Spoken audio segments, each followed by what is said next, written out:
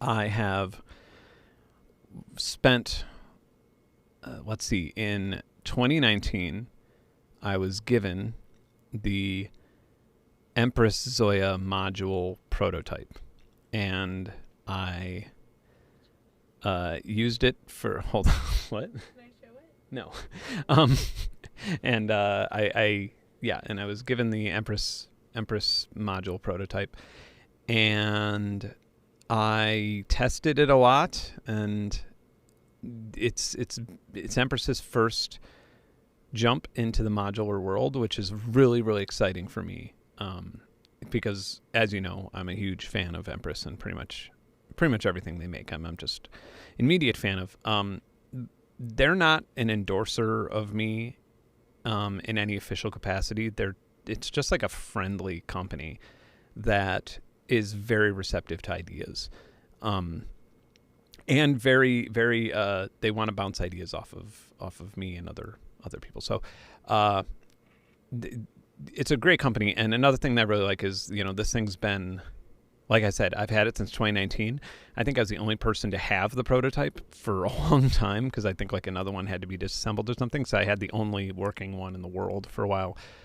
And then, through like the different iterations of firmware, and I've loved it. It is one of the most useful modules I've ever used. But what you may not know is that it has its own desktop case that says manual focus on the thing, because that's fun. I'm gonna go fix that right now. Well, this is the debut. This is why I don't work for Apple, by the way. Okay. Everything is what put it. Oh, sorry. All right, this is, well, There we go. we tried. Okay. Thanks, Canon. Yeah, so it comes in its own desktop case, which doesn't really seem like the biggest of deals. I mean, this can be taken out of here and then just plugged into your Euro rack without any issue. The desktop case doesn't seem like the biggest of deals until you consider what I spent my last 2.5 weeks doing, which is traveling around the United States, going to crazy places with crazy extremes, everything from hurricanes to the hottest, to Death Valley, to like the hottest point on Earth. So like, beautiful, beautiful dunes, things like that. And then even just like, nice hotel pool areas, powering it with a rechargeable battery that I didn't need to charge once on the entire trip, and just making generative patches. And the idea of the video that we're editing right now is to essentially, when you see somebody that goes to like a national park or something and they have a canvas and paint, and they paint the landscape in front of them, the whole idea was to do this but with generative music, and to just sort of bring how something I see, bring how it feels out in the audio or into some sort of artistic platform. So that was really nice, and that was a really nice way to get to know a product that I've already been like very intimately involved with for a very long time. And so here it is. And if you know the ZOIA, then you already have a lot of experience with the things that this can do. The added benefits here is obviously CV in, CV out. It has 2 in and 2 out here, and then has a headphone port, which to me is really useful in terms of exactly what I was saying, being able to use it the way that I did. The ZOIA, it's always sort of been in the guitar pedal universe, and so this is a lot different. And I am just going to play some generative patches on this. And I'll play one and then I'll make one. This one is from a wind farm where I was trying to make LFOs go the same speed as some windmills, some giant windmills. Or I could turn the volume up right here.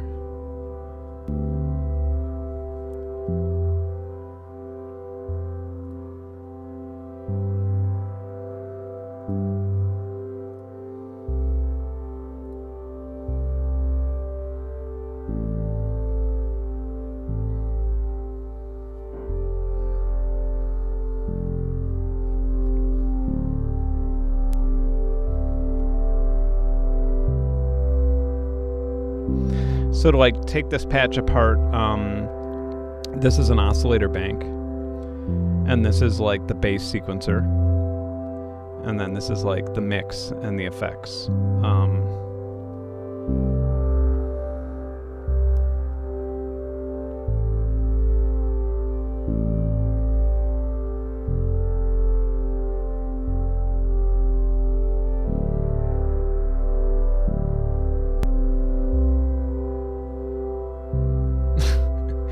Sorry, reading the comments.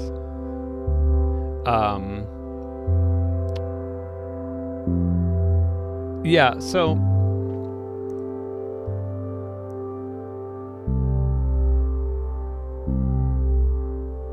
all right, just if we have any initial questions.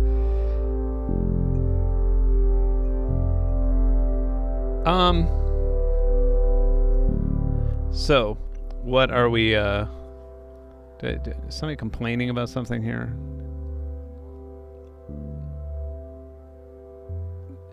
Well, so it didn't have the modular, it basically, here's a big difference. And here's something that, like, honestly, in my opinion, this is something that, like, some people might see as a pain point initially, but to me, it's, like, really, really useful features.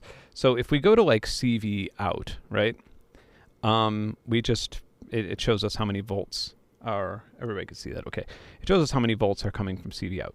If we actually select this CV out and edit, now we can edit the output range from 0 volts to 10 volts, or we can have it from 0 to 5 or -5 to 5. We can have the in range go from -1 to 1, 0 to 1. We could transpose the CV using A or C, and this has to do with the pitch detection on the module and on the ZOIA as well. You can choose between the way that it used to work or the way that it would ideally work with Eurorack. And this has to do with, like, if you have a patch on the old ZOIA and you want to turn it into a modular, rather than like having to rewrite all your sequences and everything like that, you could simply change that setting there and you're good to go. You could also change the color if you want to, like, itemize these in some way. These things are really powerful, and I think that, again, when talking with Empress about this, it was a little bit, we were worried that this might be a pain point or might be confusing, and I do actually intend on making a small video that's 2 minutes long, that is completely isolated, that explains exactly what these do, so people could just understand what they do and why they're powerful, and why it's important to have them, and how it's different than any other module. Because rather than just sort of being like, this is the way it is, we wanted to give, or they wanted to give everybody as many options as possible.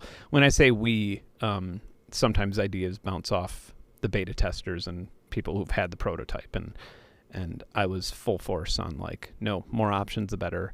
That's what this thing's all about.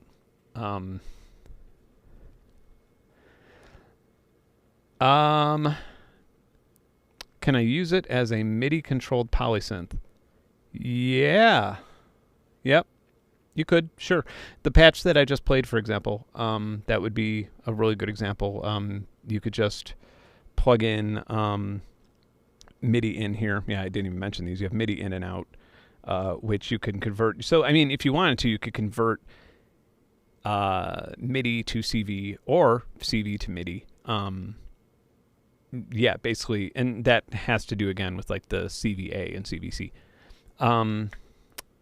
Was it at Super Booth? Yeah, it was at NAMM in 2020. It was there. They had a few. It's called the Euroburo, by the way. I have a feeling a lot of people think it's called the Euroburo, like it's a donkey, which I kind of like because it's like a heavy lifter, like it'll, like, do whatever job you need it to do in your modular rack. But it is the bureau, as it's just not the normal spelling of it in America, at least, or it is the American spelling, and we're used to the Canadian and English anyway. Meaning like a bureau, like a piece of furniture, like a desk, something that holds a bunch of important files. You only DIY your Euro rack, so this one will have to pass, unfortunately. Cool. I mean, this I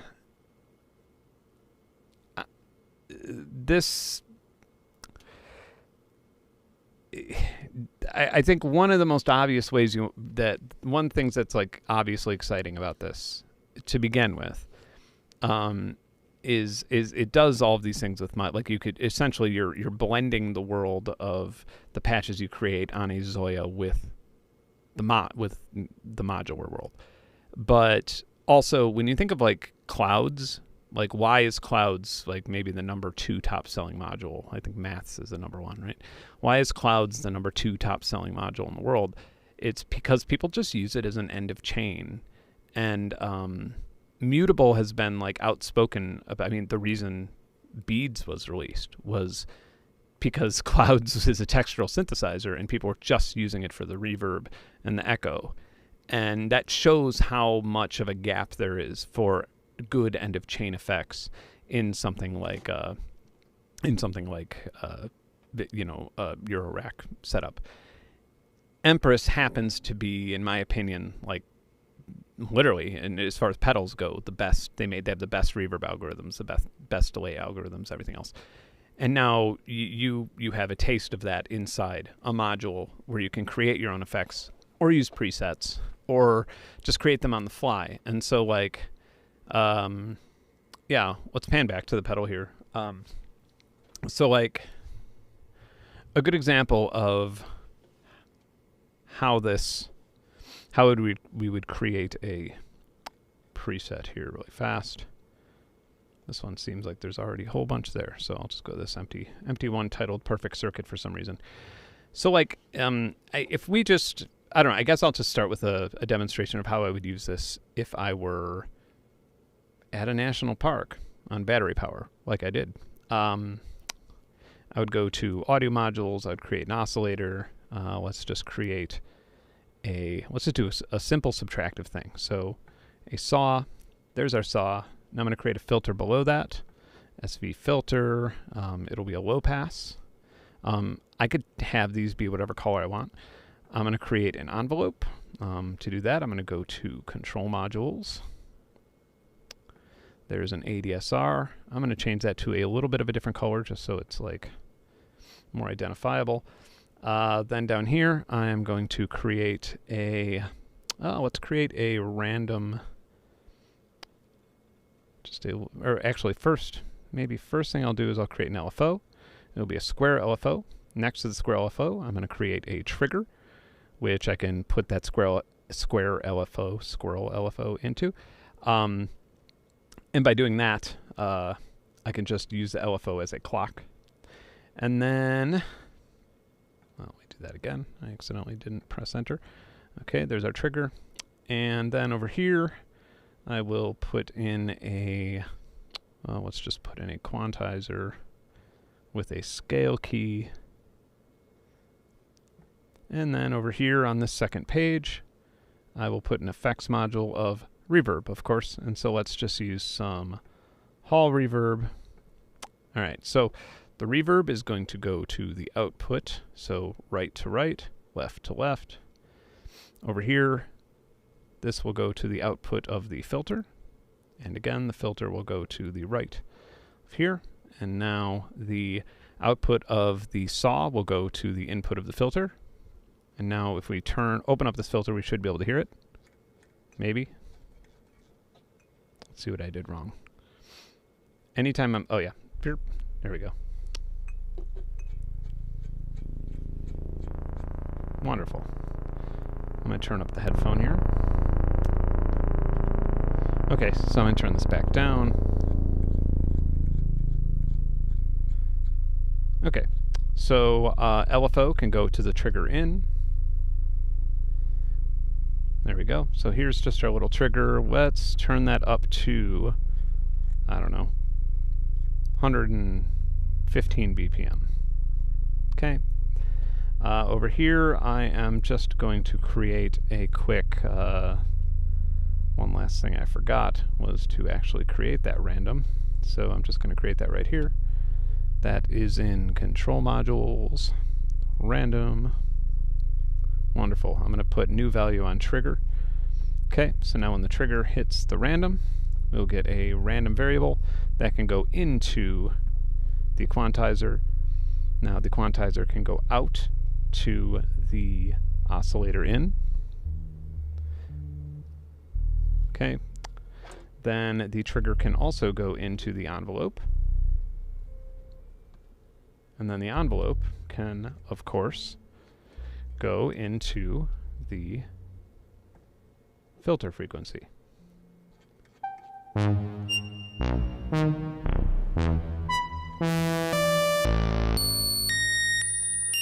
So, the first thing we notice is that the range is a little bit too much. So, a way to get around this would be to select the random out and then the scale in, and see how it says 100%. We're going to attenuate that down. We don't have to actually have an attenuator. We could just attenuate that down to, I don't know, 18.4%, and then I'll turn the base frequency of the oscillator up. And it is in chromatic right now, so let's change it to C minor natural.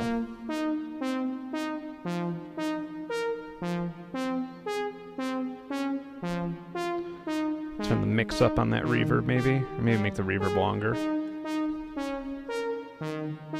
Okay, so another thing, this is something I do a lot with all my patches. I'm going to attenuate the filter down a bit.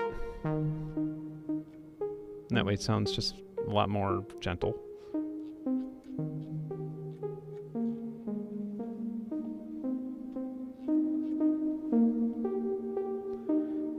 Alright, so what else could we do? We could basically like duplicate this. I'm just going to create a sine. Hopefully not too many people are watching this on their phone, because sine waves don't sound the best on phone speakers, do they? So there's our sine. I could create FM, I could create linear or logarithmic FM if I wanted to. But for the sake of this, oh, by the way, let's move this reverb over here to a different page. Okay, so here's a sine wave, and I'm just going to create another envelope. Actually, first, let's create a VCA right here. Hopefully I'm not, like, blazing past too much. I'm very, very used to this, and I really love this interface. Now I'm going to create another envelope.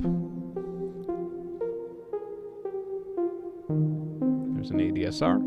Beautiful. And now I will make a sequencer. Number of steps. Let's just go with 6. That's awkward, right? Number of tracks, 2. That way we have a gate and CV. And the behavior will be looping. Okay, so the input of our sequencer, this is the gate in, and that will be coming from that trigger. We can have like a clock divider or something, but again, for the sake of just getting through with this without, you know, taking too long. So the sequencer output, the sequencer CV out, can go into the sine in. The sine in can go to the VCA. The VCA out can go directly into the input of the reverb. And then again, we'll do that. Okay, and then the gate input of the ADSR for the sine wave can go into the trigger. And the output of that will go into the control of the VCA. And the reason we don't hear anything is because it's probably just way too low.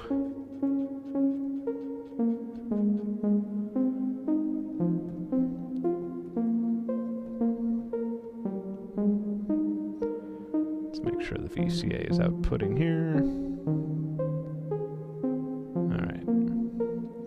A little bit more sustain.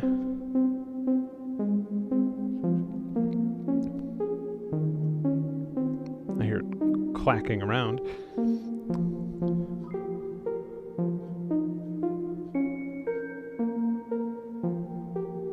There we go, and now we can just edit these little, like,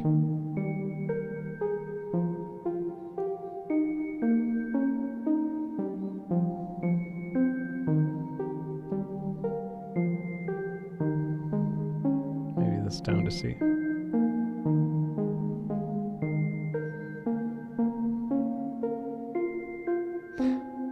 And there we go. Trying to figure out what notes these are. Bring that down an octave. There we go. Okay, so that's not loud enough, and we do have a mixer module, but I'm blazing through, so I'm not using that right now. I can just turn the volume up here, like turn it up to 7 decibels.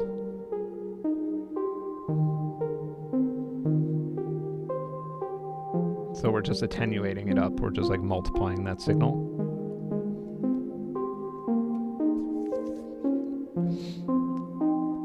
One of my eyes is tearing from this beautiful melody, or I don't know what's happening with it. But.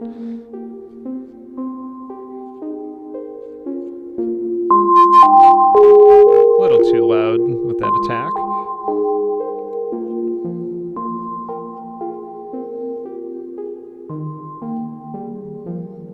Okay, so not the most exciting, right? We're gonna go in here.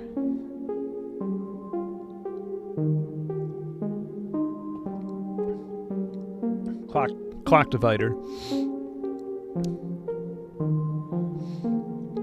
All right, so now there's a clock input, and now we can start dividing things. And now instead of this gate in here, we can just select that and then delete it. And now the clock divider out will be the new gate for these things. So again, we have the gate in on the ADSR for the sine wave. We'll remove that and then just use the clock divider. It's going to be a lot louder now because it sustains much more. So maybe a way I could deal with that right away is just to take the sustain down. Turn that into a nice pad maybe. Maybe we'll lower the volume there just a little bit. This feels very Bob Rossi of me, doesn't it? I hope so. I'd like to be the Bob Ross of YouTube. I'm not at all the Bob Ross of YouTube. I'm the Alex Jones of YouTube. All right. Or Alex Jones. I'm not the Alex Jones is the Alex Jones of YouTube. I'm the Alex Jones of synths. God damn it.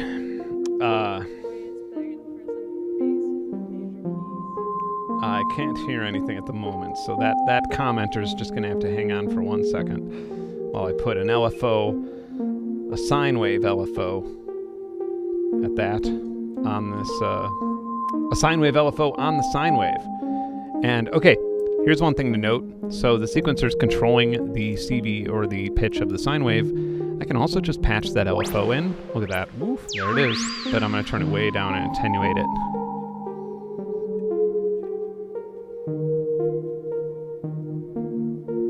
Okay, so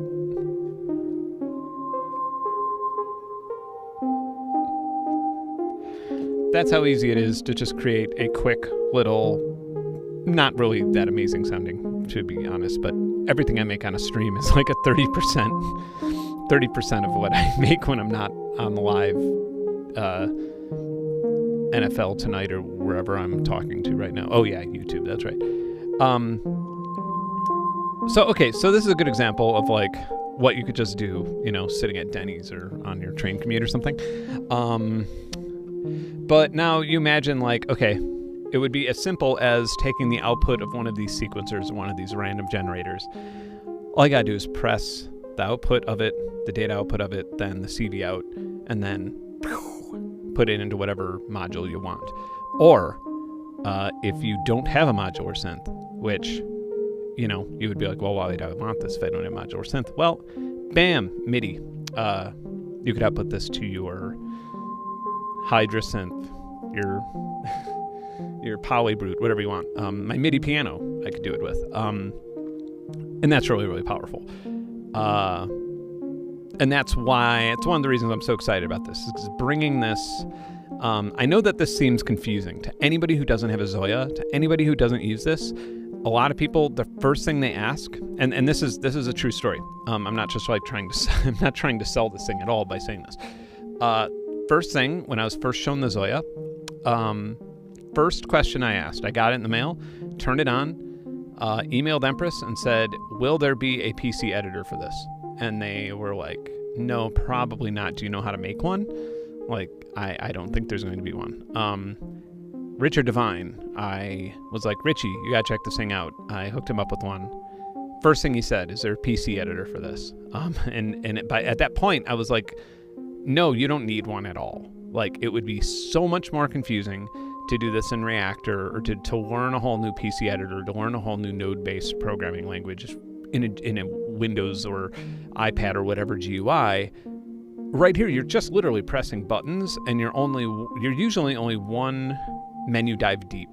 And so it's so much easier to learn how to just touch the buttons and move around that way. It's so, like, I don't know how long it took me to make this, but I was making patches like in the desert sun without an issue.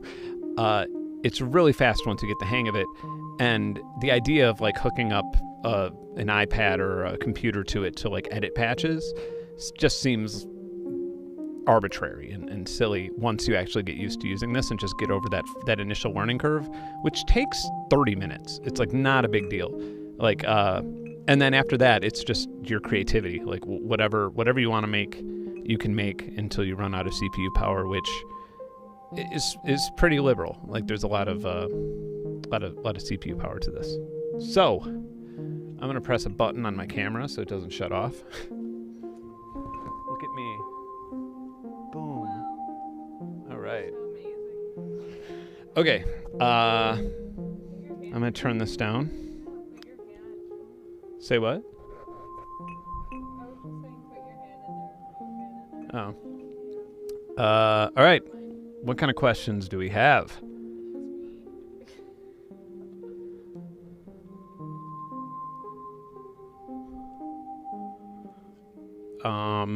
Actually, you know what? I'll put on a different patch that I wrote somewhere else.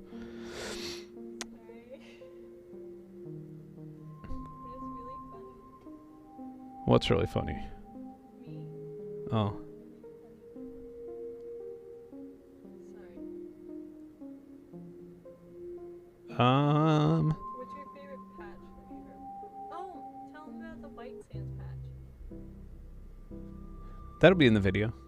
I mean, the story of it and everything, I think it will be. Fine. Price and when. All right. Price and when. Christ and when? Price and when. Oh, price. That's funny that I don't know that. Price is like... it might be lower, but I'm going to stay safe and say $5.99. Really? Yeah. Don't exist. I'm going to say $5.99. It's funny that I don't know that. I didn't even think about that. Yeah, price is $5.99. When? 10 a.m. Eastern, I believe. I believe you could like nab this at Perfect Circuit as of 10 a.m. Yeah.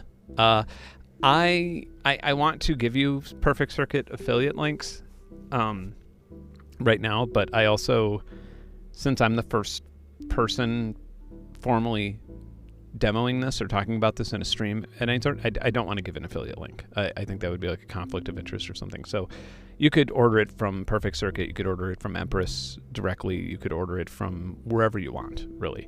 The floodgates will open at 10 a.m. from most retailers. I know they will at Empress, and I assume they will at Perfect Circuit. I don't know if they'll be open yet, but I assume they have some sort of automated system. Yes, it can be a mixer and have utility functions. Absolutely. This could be like your CV Swiss Army knife. Yeah, like today, like in 9.5 hours, you'll be able to buy this. So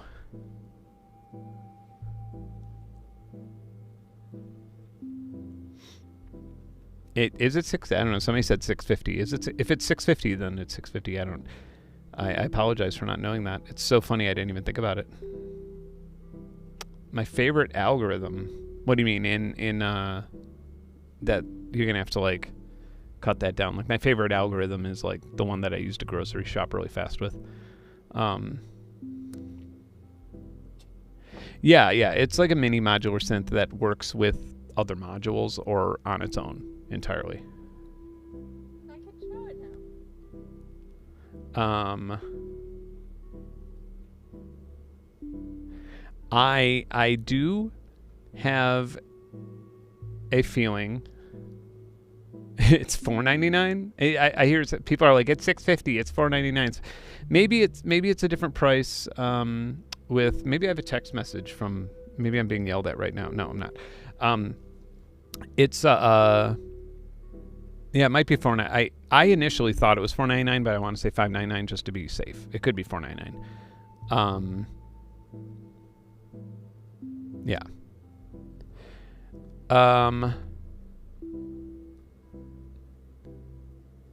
Yeah, all those details will be like in the shop. I think that it just comes with that. Yeah. Regarding the conflict of interest, yeah, it could be argued that it isn't, but it could also be argued that it is by some people.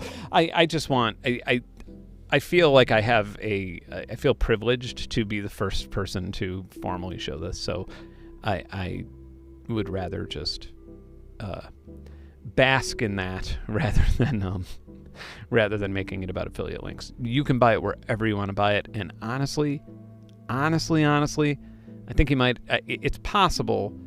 I'm not going to say any number. I know how many of these are made, and it's possible that these will sell out. So No, it's definitely.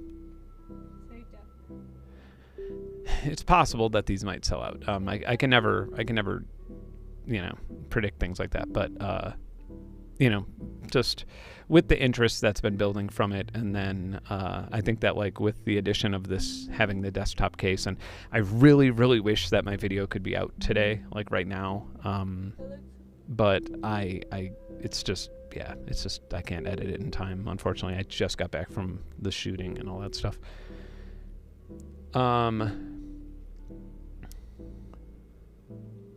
How would I compare the reverbs to the Empress reverb? They're great. I mean, you're hearing them now, right? It has plate, ghost. It has like a CPU friendly one, and then Hall is probably the best one out of the bunch that it has. It also has a diffuser. You can make your own reverb on it if you want, and some people have on the ZOIA. Yeah, with like the diffuser and the delays and stuff. A lot of people have made their own interesting reverbs. It does not have as many algorithms as the Empress reverb does, right? Because you only have so much power inside each one. So to put an entire Empress reverb chipset in this thing, it would be a little much. So that being said, the reverbs are, I don't want to step on any feet, but the reverbs inside the ZOIA are better than most reverb pedals, in my opinion. But I would say that they're in my like A-list reverbs. It's like up there, whereas the Empress reverb, the actual pedal Empress reverb, that is the best reverb pedal that I've heard or that I've tested. I test the algorithms, obviously. Have I run into CPU overload at all? Yes, absolutely, sure. But that's like, of course I have. Like, has Evel Knievel popped a tire? No, I mean that's like the first thing I do when I play with something like this is just like go ham on it. And so yeah, of course. The patch you're hearing now is running at about, I don't know, the patch you're hearing now has a massive amount of pages. 1, 2, 3, 4, 5, 6. Yeah, the patch you're hearing now is 6 pages, and it's not clipping or anything, but it's at 103 CPU. So there is some overages that it allows. But yeah. I think, you know, most of the reverb or most of the CPU overages come from like things like reverbs and stuff. And there's actually, if you want, I believe, I should know this right off the bat, but so if you click any module in here, just for those of you who are like super confused by this thing, if you have like some sort of like random trigger in, if you click this little shift key and then question mark, it'll tell you everything that it does. It's like the help file is just automatically on here. And then there's also things where if you go into, I believe it's down here, you can actually look at, yeah, the DSP usage. So right now you probably can't see this that clearly, but I can see right now, like, okay, so the Matrix DSP is using 19.99% of the CPU, oscillators using 2.7%, VCA is using 0.5%, ping pong delays using 16%. Little things like little CV things like random and trigger, those are 0.1%. They're like using nothing. Another trigger is using 0.03%. Trying to see if there's any other big hogs that I could mention, because it actually tells you the precise DSP usage. Hall reverb 26%. Audio mixers using 10. A lot of little things. Yeah. So if you run, if you get up there, if you get up to like 100% and you're not done yet, you know, you could like swap out certain things. And also like in some of these oscillators, you can like select the options and you could like turn on duty cycling. You could turn on upsampling. You could enable FM in and all that stuff. And then you could divide the frequencies and then get linear FM. So, you know, make it sound like, I mean, it's not going to sound like a DX7, but, you know, that sort of style where you could like create FM sounds. But I did that in the ZOIA. I have presets where I had FM noises. Oh yeah, and my presets will be here as well. Like I should have quite a few presets in this in the stock firmware.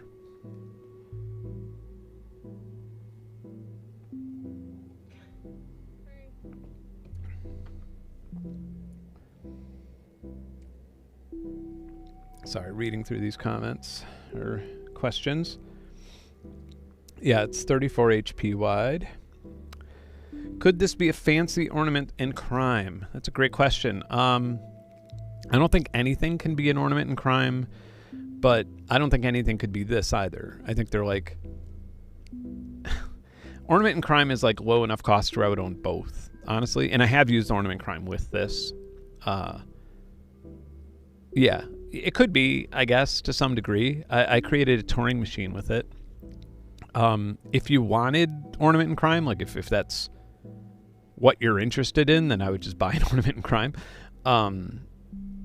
But I do see this like, I think that, you know, one of the reasons this is exciting for me and one of the reasons I've been so pushy about it being a thing and I've been so like excited about being a thing is because there's such a huge need for the disting and things like that, like people are real excited about, but the menu diving just destroys them.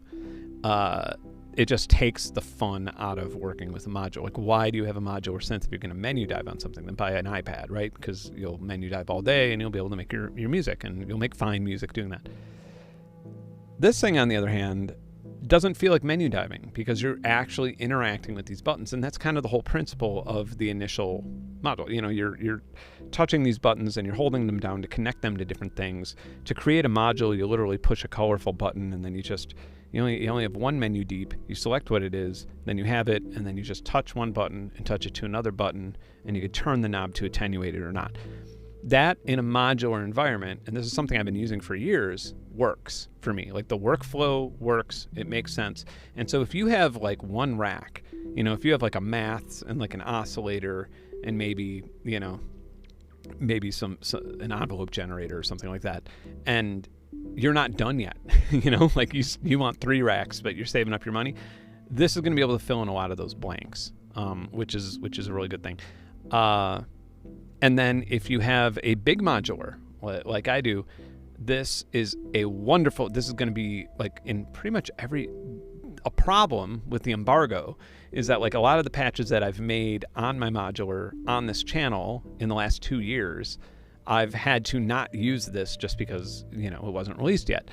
I would say like 100% of the patches that I've made were, you know, it wasn't in a video.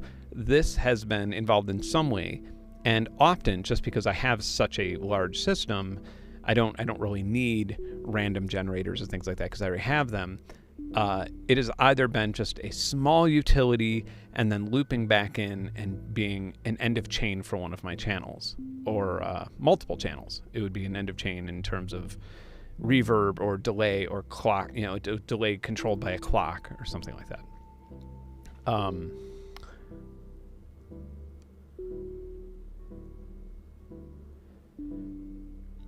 I'm just reading the comments again. Right, yeah, the disting is just a terrible thing for your workflow. So, I mean, whatever. It's not like some huge spoiler. In the video that I make for this, traveling around the country, most of it I'm just using this on its own. But I did bring a pretty big mobile Euro rack setup, and then one of the patches I made was at perfect circuit, where I literally could use any module that my imagination could come up with. So I wanted to, like, I really wanted to like span the use from it, from all the way from like battery powered on a sand dune in the desert all the way to, you know, modular paradise, essentially. Yeah, I have a Dreamer. I have a Ornament and Crime. I have one that I built myself, and I have another one that I ordered that has a hemisphere on it. Both are amazing firmwares. It does have granular functions. Yes, it has a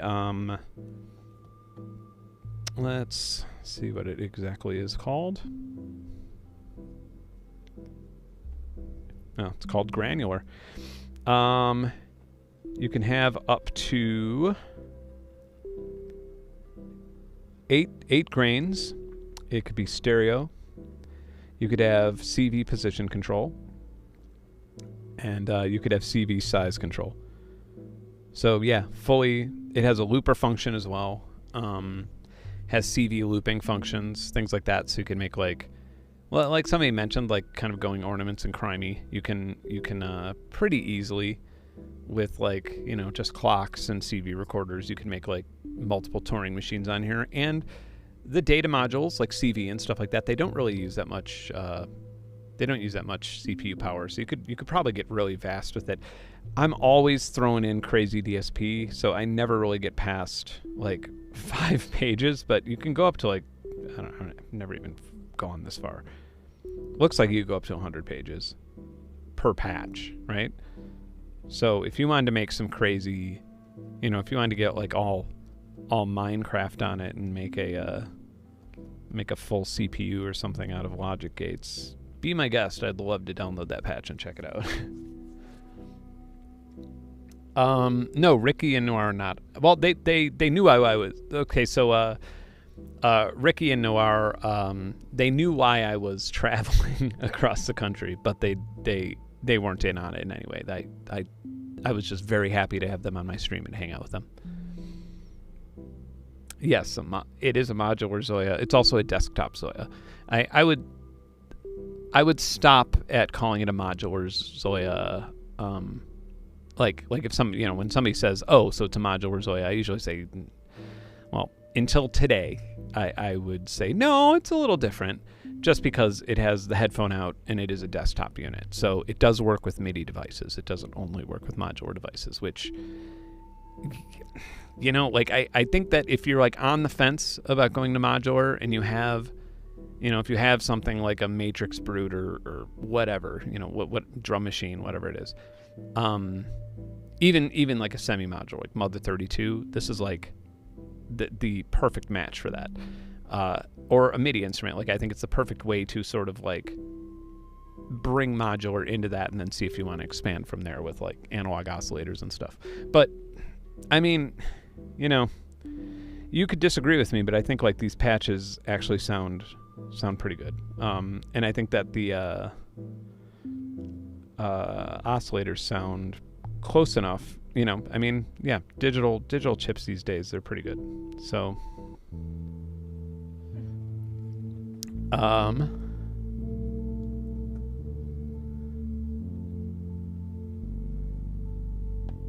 just reading more of these comments.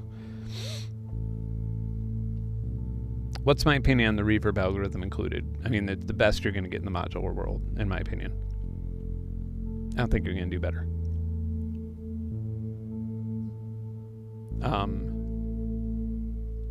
And I say this as somebody who owned an Reverb and stuff.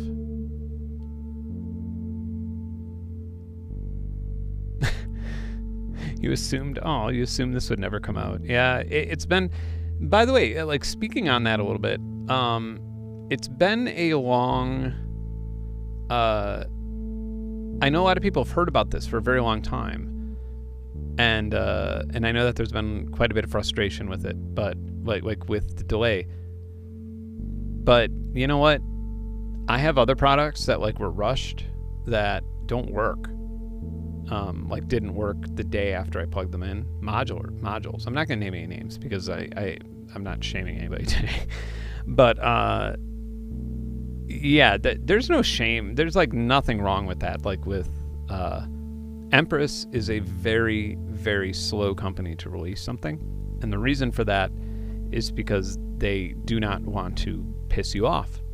That you might be annoyed that something isn't coming out, you know, from the first time you saw it, but like it's not like they promised this by July and now here we are in September.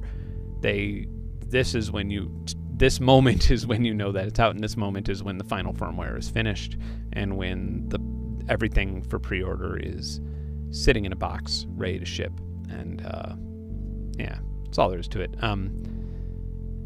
People are very quick to judge companies for not releasing things fast enough, but realistically, this is yeah, this is the better way to do it rather than releasing something and then you having to send it back. And that being said, Empress did have, I know they had like a hiccup with some of their compressors, and they were the one to notify you about it. It wasn't people noticing that they had a hiccup. It was Empress noticing like, oh yeah, some of these compressors had bad chips or whatever it was.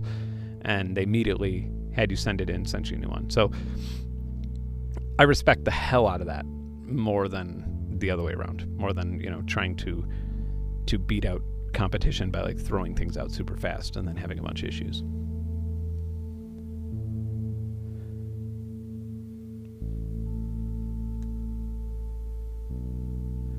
Yeah, exactly. Cyberpunk 2077. No Man's Sky. That's another great example.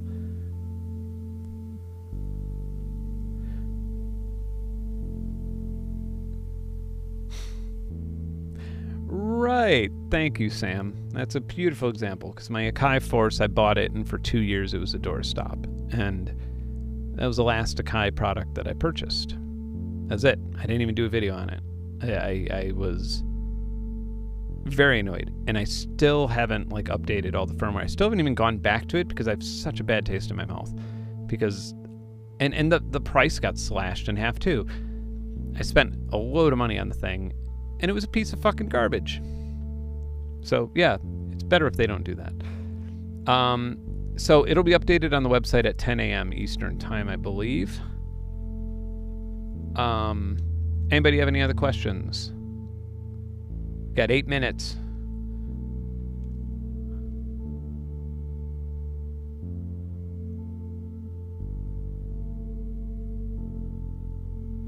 I mean, if you are into modular in any way or shape or form, I would argue that this is like, you know, this might be in the need zone between things. Yeah, I mean, I've just been like extraordinarily excited about it, and I really wish something like this existed when I first got into modular. It would have saved me. You know what it would have done? Like, there's so many times when like I was like, okay, my modular is going to be this big, and then I'd be like, oh crap, I need another LFO. Oh man, I need 3 more VCAs, you know, to like finish the kind of patches I want to make. Oh, I need another envelope generator. And then I'd either end up buying like 2 HP, not the brand, but just like I'd either end up buying like 2 or 4 HP modules that like were difficult to use or something like that to save space, or I'd just upgrade my case. And then these were modules that I only used once or twice and really never touched again, or, only use on the very, very, very infrequently. Something like this takes care of that problem. Like, you have one module that you can just build a patch on and then, put that patch into the rest of your system. Yeah, that's good. That's like that'll save you a lot of money down the road. Me saying this as somebody who 1, 2, 3, 4, 5. This is my sixth. This is my 6th modular case from when I started with modular. Each one of those cases got increasingly more expensive, and and now, as you may notice, I'm pretty much out of space in this one. So, yeah, it's good to have modules that save you from purchasing more cases and more modules. That I'm glad you asked about the Hector. I have one up there, it's right behind me. Let's see if I can move my head. If I move my head just ever so slightly, it will appear to this ominous music. I'm gonna lick it now. There, I just licked the Hector. There it is. The screen is off, and I don't know, it may have some sort of like auto off screen thing. I hope so. I just plugged it in like 2 days ago.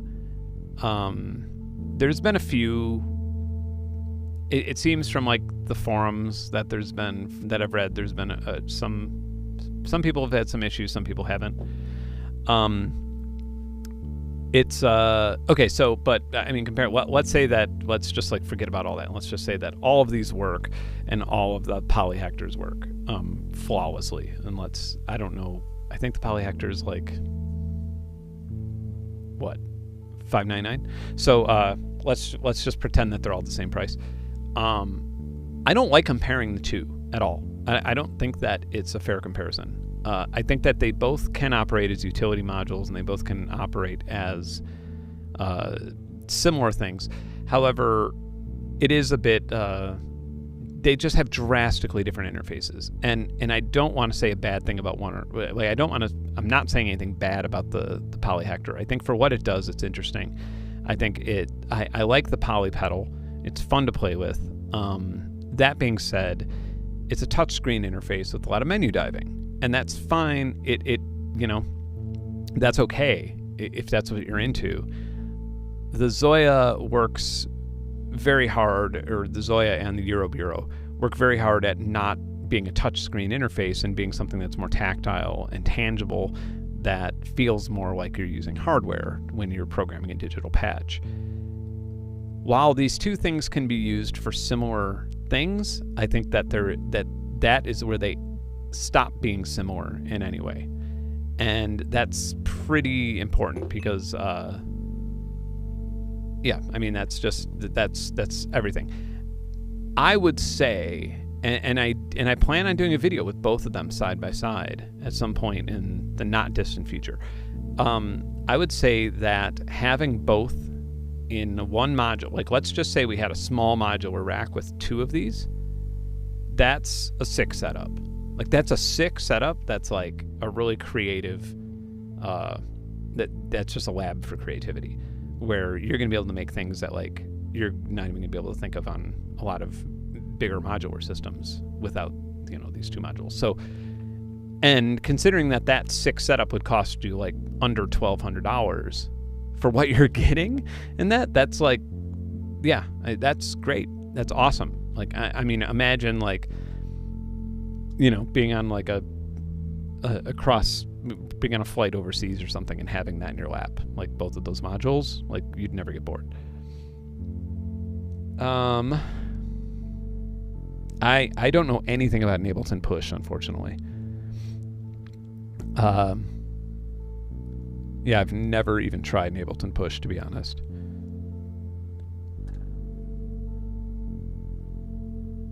For generative without Eurorack, Euroburo or mono noms, Euroburo 100%. And I don't say that as like a biased, like I don't say that out of any bias. Like I've been creating ZOIA and Euroburo generative patches for a very long time, and I keep going back to that for a reason. And I think it's that tactile user, but yeah, I think it's just the way that you create things. Are there latency issues of self-patching? That's an amazing question. That's such a good question. No. Issues, no. Is there a little bit of latency? Yeah, it's a digital board. You're not going to avoid that. I watched Loop Pop's video. I love Loop Pop. He's like the YouTuber where I watch his review on a video before I review it myself to like save myself time because he does all the hard work. To my knowledge, he doesn't have one of these, and he did say something about the latency that I think was inaccurate. Maybe not inaccurate, but he said it almost as if it was a complaint, and he doesn't have one of these. Because I had that conversation with somebody from Empress and was like, hey, is this an issue? And they're like, yeah, I don't think we sent him one. And so I don't want to call him out or anything. I mean, I love Ziv. He's like such an amazing guy. I've met him in person. I'm a Patreon supporter of his. Like it's hard for me to say anything bad about the guy ever. But I did see that little blurb, and I'd like to squash it. Like I don't think that there's any latency issues, because I have definitely made things where I had outputs going to other modules and then going back in, and then running into effects, and I haven't noticed any latency. I haven't measured latency. I haven't actually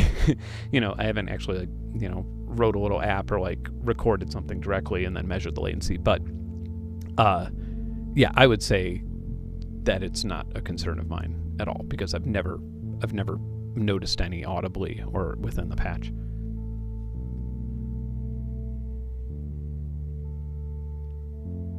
Yeah, it's possible that it was the ZOIA thing. Right.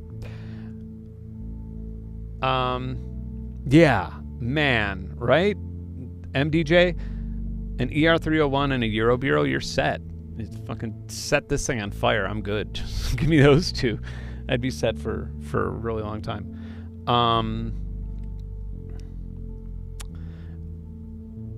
Do these digital audio modules actually do audio rate modulation right? I mean, I guess, yeah, right? I don't know. I don't. I feel like there's some people who would be like, nah, it's not doing it right, and then other people would be like, it's doing it right. I don't know. It's one of those subjective things. It's like saying, does something sound analog? But I guess it's a little more objective than that. But yeah. I mean, I probably wouldn't buy an all-in-one digital module if audio rate modulation was like my number one thing. Like there's certain things where like you'd probably want to stick with analog, but like, I don't know. I've done audio rate modulation with like the Rossum modules, and those are like Control Forge. I think that's like my second YouTube video.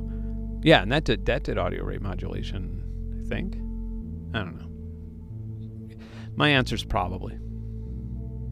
My answer is buy it from somewhere that has a good return policy if you're that concerned about that. Just in case it doesn't, then.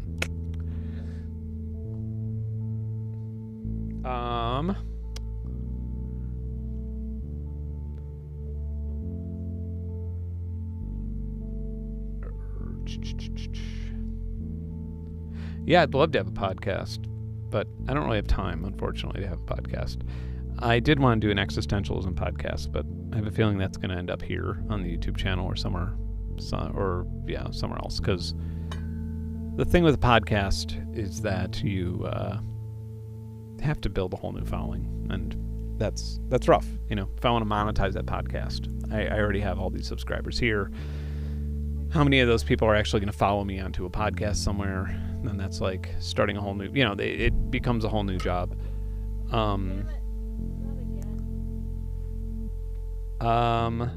Do I know much about the Korg MS-20? Yeah, I had one.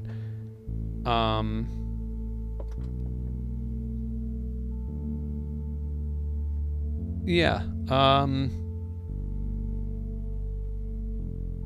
Sorry, I don't really understand the question. It's like an alien language to me. I'm jazz. The MS-20 isn't the easiest thing to really like jump into off the bat. And I say that as like a modular person. Like well, also it has like inverted gates, doesn't it? I remember I had to like solder these little like converters to use it with Eurorack, and then the result of that was just me selling my MS-20, unfortunately. Hey Bo, how you doing? How are you? If my noodler was taken away from me and I couldn't rebuy it, would you use that to remake a similar workflow? Is there anything else that does what this does? No, in my opinion, there's nothing else that does what the Euroburo does. I mean, like I said, a lot of people are going to be drawing comparisons to like the Polyhector and things like that, but I don't think that these things could be any more different just because of the interface. And Empress, again, has world-class effects. There's $500 reverb modules that don't sound as good as the reverb module inside here.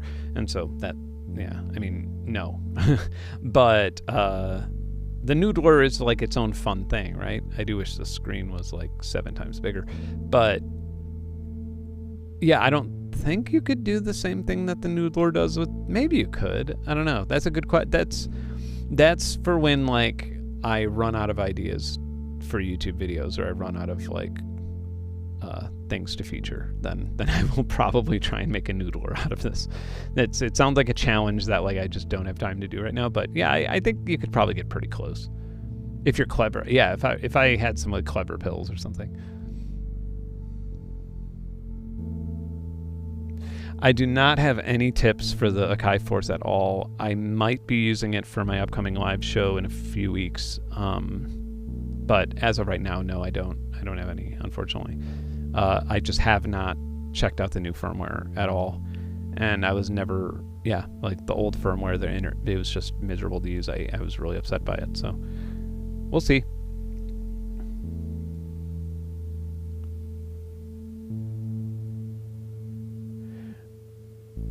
All right, final questions as I bring this up for its... Yeah, I suppose I should probably like show you the back and stuff. I knocked one of these off while taking pictures of it on a desert road, and then a car came and I scraped it against the pavement. For what it's worth, I've had the prototype since like October of 2019, and most of that time it's been on inside my modular, and it still works fine. I don't know how much that tells you, but yeah. This is what you're hearing, and this is the little desktop case that just has power. That can also be powered by battery. Not inside, but like I've powered it with a very portable battery.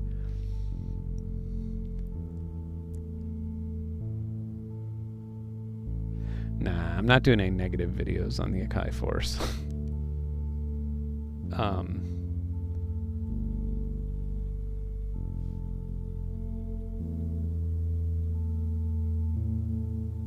All right.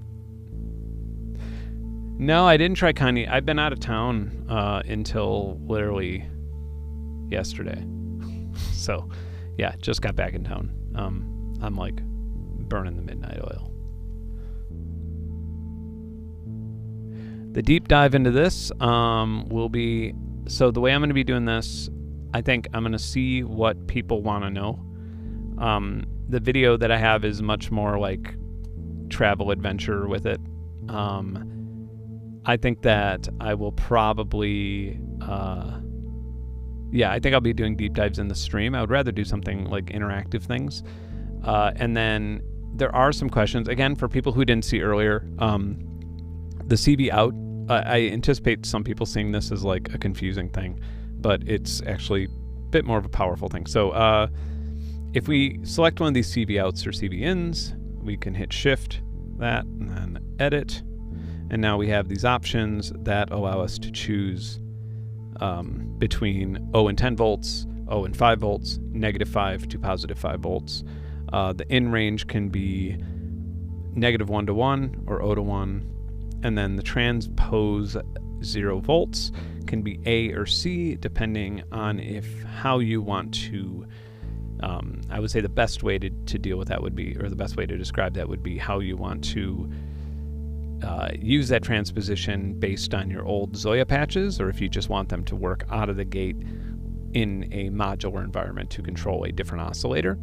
And also that has to do with like the way that the old ZOIA, or I don't want to say old because it's still like a very relevant pedal, the way that the guitar pedal ZOIA dealt with audio, it does do pitch detection, and it does it very well. So keep in mind that like you can play the guitar into this and convert it into CV or something like that. There's a lot of like really crazy things that you could do if you put your mind to it. Like if you wanted to sing into this, you could then just record the C, put it into a CV recorder, record it, then have it go out into a module, or just have it play in a patch like the one you're listening to now.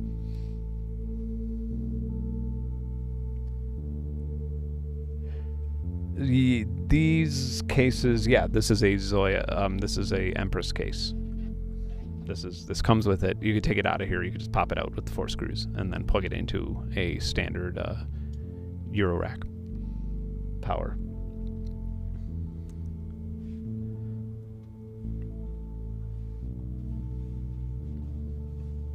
Yes, you can attenuate the signals inside and outside. So inside of it, you can attenuate the signal. So if I want to send this to here, boop, you have a little 100%. I could attenuate it down 10%, or I could attenuate it all the way up to 400%. That works with everything. That works with like an LFO to a cutoff. That works. Yeah, there's no limits there. The depth of the module. Depth? That's a good question. I mean, you're looking at it this way, right? So, not deep. I have a lot of modules that are way deeper than it. I put it in a Erica Synth case that was pretty shallow. It was like a travel case, and I didn't have any issues, right? I had issues with other modules. Like I had to like put this over the part with like the power supply behind it. And I think it's 34 HP. I really wish I would have had my, yeah. I feel like we keep running the same questions here. I'm gonna answer this one more time. So the voltage range of the CV outs, right? You can change it. Sorry for anybody who's watched this. You could change it to, you could have an out range from 0 to 10, from 0 to 5, or from -5 to +5. And then the in range can be 0 to 1 or -1 to 1. So you have that option, pretty easy. You can even have different ports have different ranges, depending on, how you want to use it. It's really, really versatile.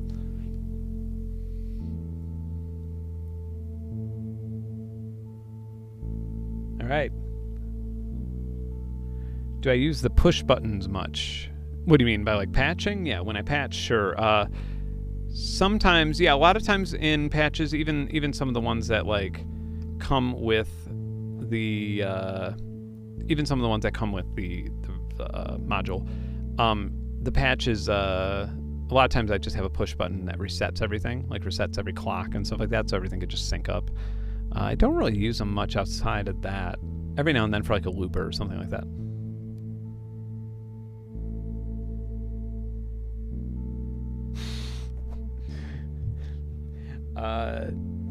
The comparison to Polyhector, I would not compare it at all. I have one back there. It's currently not working, unfortunately, but yeah, I have a Polyhector. I've played with it a bit. I would not compare them at all, honestly. The interfaces are just too drastically different. Their strengths and weaknesses they don't really compare directly. Like I said earlier, I think that having both in like a portable system would be a sick setup for $1,200. Like you'd have a hard time finding you'd have a hard time finding a cheaper way to be that creative with like generative synths and stuff like that. Like, because like, the one thing that this doesn't have is like mutable module emulations and stuff like that. And the one thing that Hector doesn't have is like really good reverb, like Empress quality reverb and all of the sort of utility modules that come in here. Even things like the pitch detection and all that stuff.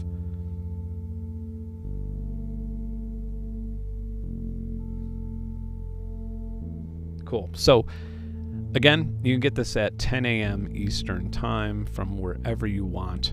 Empress, like I said, I would have put a Perfect Circuit affiliate link in here, but I feel like it's a bit of a conflict of interest. I feel like I just wanted to, I feel like I was just honored to be able to Tim Cook this thing to everybody and show them my initial patching process and all that stuff. And I'm really excited to finish my next video. Well, I hope it's done by the end of the weekend. It is a lot of footage from 2.5 weeks of traveling over 5,000 miles with this thing by land. And yeah, I'm very excited. So thank you, Empress. Thank you. Michaela's left. She fell asleep. She's done. The lighting, camera work, all that stuff. Michaela Bailey from Akimbo Productions. She's done an amazing job. And yeah, thank you, Empress. Thank you, Perfect Circuit, for letting me plug this into your system last week and for hosting the stream last week. And of course, most of all, thank you to my Patreon members. Spent the day setting up for this stream. Truth is, about Patreon stuff, I was sort of thinking about this today. Truth is like I made it as like a perk to my live stream, and when I look at like the budget that comes in from Patreon, like I just would not be able to do it. I would just not be able to like turn down a client to have a weekly stream, or like slow down my workflow to have a weekly stream if it wasn't for Patreon. Like, this is literally due to my patrons who said, stream to everybody, let everybody see it, don't keep it private, information should be free. It's an amazing community. If you want to join it, it's as little as $1 a month. I want everybody to be able to afford it. They have, everything from, I hate the word competitions, music challenges, because there isn't really a winner. Everything from music challenges to game servers to,